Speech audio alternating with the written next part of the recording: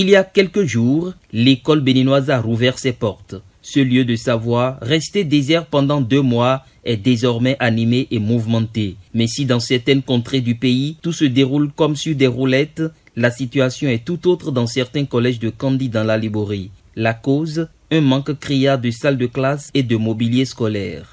On a quelques difficultés parce que le nombre de groupes pédagogiques qu'on a prévu est largement dépassé. Sur les 40 groupes prévus, on est en train d'ouvrir 44 groupes pédagogiques avec 31 salles de classe.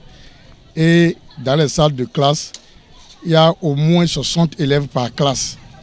Nous avons des classes de seconde de 84 élèves. Donc, les prévisions sont largement dépassées.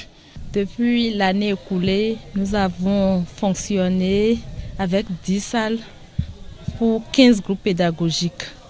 Cette année, les résultats ont été davantage reluisants au niveau du primaire, puisque nous sommes un collège à premier cycle et c'est le primaire qui nous alimente. Donc, à l'heure où nous sommes, nous avons constitué 18 groupes pédagogiques. Et pour ces 18 groupes pédagogiques, nous fonctionnons toujours avec les 10 salles. Les difficultés sont de diverses natures. Au collège d'enseignement général 1 de Kandi, ce qui préoccupe le plus, c'est l'insuffisance criarde de mobilier, pourtant indispensable à la mise en œuvre du projet éducatif. Nous avons d'énormes difficultés, mais peut-être moindres par rapport aux autres. Parce que nous avons des salles disponibles, mais ce sont les mobiliers qui manquent.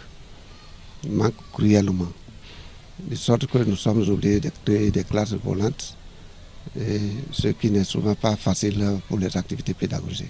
De plus, si les écoles débordent d'élèves, cela pose inévitablement l'équation du rapport entre le nombre de groupes pédagogiques et le nombre d'enseignants disponibles. Au niveau des enseignants, nous comptons sur le gouvernement parce que le recrutement se fait chaque année.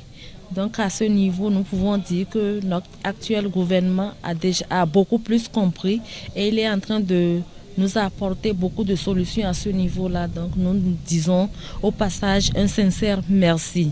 On a déjà saisi notre hiérarchie à ce sujet et on nous a promis d'ici quelques semaines qu'ils vont mettre à disposition les enseignants qui nous manquent encore. Dès qu'on va arrêter le nombre de groupes pédagogiques, nous verrons les disciplines dans lesquelles les heures ne sont pas totalement couvertes et on fera ce point d'ici peut-être la fin de la semaine. Entre réflexion et démarche, des solutions palliatives sont tant bien que mal identifiées pour offrir un minimum de soulagement. Car investir dans l'éducation, c'est investir dans le développement. Nous sommes en train, avec les parents d'élèves, de prendre des dispositions. D'abord pour loger certains élèves à l'EPP Saka Groupe F, qui a voulu bien nous mettre à notre disposition 3 salles de classe. Tout à l'heure, à la mairie, j'ai vu le premier adjoint au maire qui a promis quelque chose, tout au moins le nombre de tables qu'on attend là, on aura une classe en plus, à stabiliser une classe, c'est déjà quelque chose.